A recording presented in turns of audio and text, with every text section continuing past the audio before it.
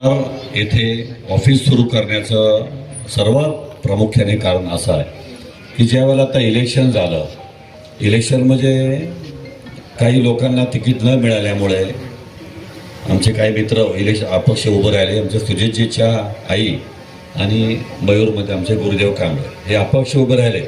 अपक्ष उभे राहिल्यावर सदर बाजारमध्ये तुम्हाला सर्वांना माहीतच असेल, इलेक्शन आलं की कोणी काही आश्वासनं देतात, काही घोषणा करतात.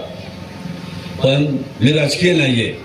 मी माझे दैवत श्रीमंत छत्रपती उदयन महाराज यांचा एक मावळा आहे, एक त्यांचा साधा सर्वसामान्य कार्यकर्ता आहे.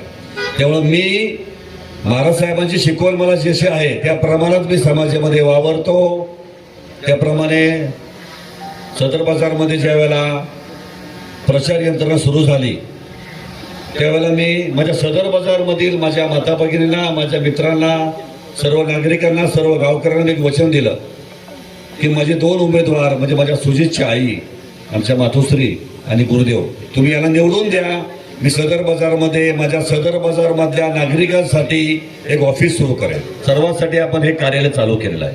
हे कार्यालय जिल्ह्यासाठी नाही, फक्त सदर बाजार मधील लोकांसाठी आपण स्पेशल हे कार्यालय चालू केलेलं आहे.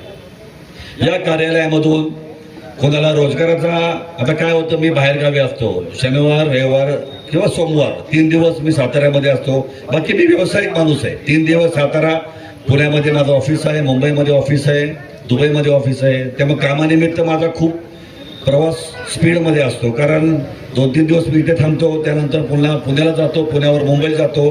काही वेळा तर म्हणजे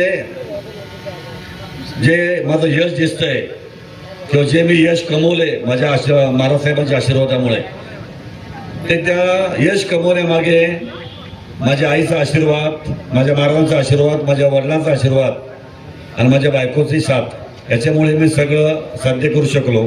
कारण मी 8-8, 10-10 दिवस माझ्या बायका मुलांचे चेहरे पण बघता येत नाही. ज्यावेळेला मी परदेशामध्ये 5 वर्ष व्यवसायानिमित्त होतो तर 6-6 महिने, 8-8 महिने मी लहान माझ्या मुलांचे, तेव्हा लहान मुलांचे चेहरे पण मला बघता आले नाहीत. आणि व्यवसायामध्ये इतका मी गुंतलो गेलेलो आहे की लहानाची मुलं मोठी कशी झाली मला कळालंच नाही.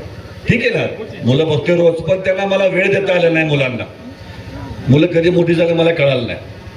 माझा एकच उद्देश आहे की कष्टाने पैसा कमवायचा, मोठं व्हायचं आपण, आणि मी मोठं होतो त्याच्याबरोबर माझ्या मित्रांना, माझ्या सातारकरांना, सर्वांना मोठं करायचं.